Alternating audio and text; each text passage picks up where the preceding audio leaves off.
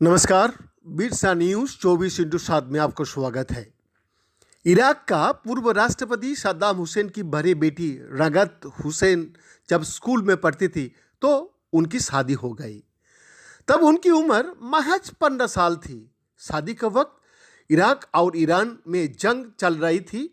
फरवरी 1996 में 25 साल की उम्र में रगत ने अपनी परिवार वालों के कहने पर तलाक लिए और तलाक के 2 दिन बाद उनके पति की हत्या कर दी गई। रगत की शादी सद्दाम हुसैन के चचेरा भाई हुसैन कमेल अल मजीद से हुई थी। हुसैन कमल तब सद्दाम हुसैन का सिरों समय लगे थे। सद्दाम की दूसरी बेटी राना सद्दाम की शादी भी हुसैन कमेल के भाई सद्दाम कमेल अल मजीद से हुई थी। दोनों बेटियां की शादी, तलाक और इनके पतियों की हत्या की बहुत ही दुखद कहानी है।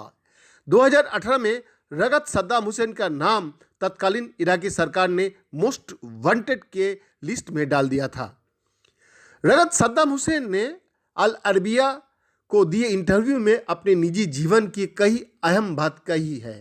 रगत से पूछा गया कि इस शादी के लिए उन्हें उनके पिता सद्दाम हुसैन ने दबाव डाला था या अपने मन से किया था।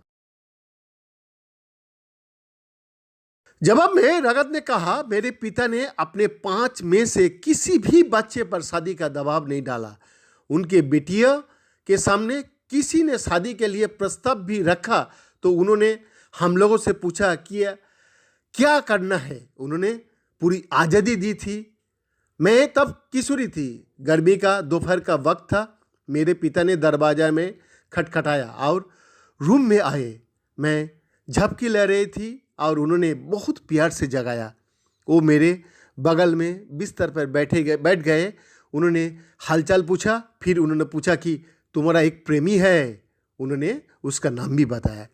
रगत ने कहा कि शादी तो परिवार की भीतर ही होनी थी, इसलिए वो बहुत असहज स्थिति नहीं थी। मेरे पिता ने कहा कि तुम रिश्ता स्वीकार करने या ठुकराने के लिए स्वतंत्र हो।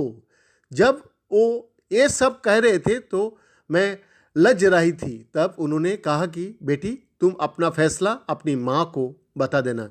हुसैन कमल अल मजीद मेरा पिता की रक्षा दल में थे, इसलिए उनकी मुलाकात सद्दाम हुसैन से रोज होती थी। मेरे पिता बाकी की अंगरक्षक के लंच पर बुलाते थे, जिसमें ये भी शामिल रहते थे। हम दोनों एक दूसरे को प्यार करने लगे थे। मेरे माँ की पता था तब मैं बच्ची ही थी, लेकिन प्यार जल्दी ही शादी में तब्दील हो गया। मैं तब स्कूल में पढ़ती थी। शादी के बाद भी मैंने पढ़ाई जारी रखी और ग्रेजुएशन की पढ़ाई पूरी की। मेरे पति पढ़ाई के पक्ष में नहीं थे, लेकिन मैंने पढ़ाई पूरी की। शायद मेरे पति ने ऐसा ईर्ष्या के कारण किया हो।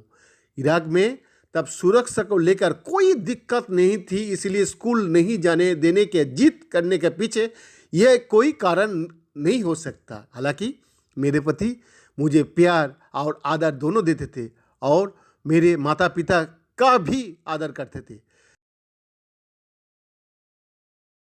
बैद्यनाथ दास का रिपोर्ट, बिरसा न्यूज 24x7।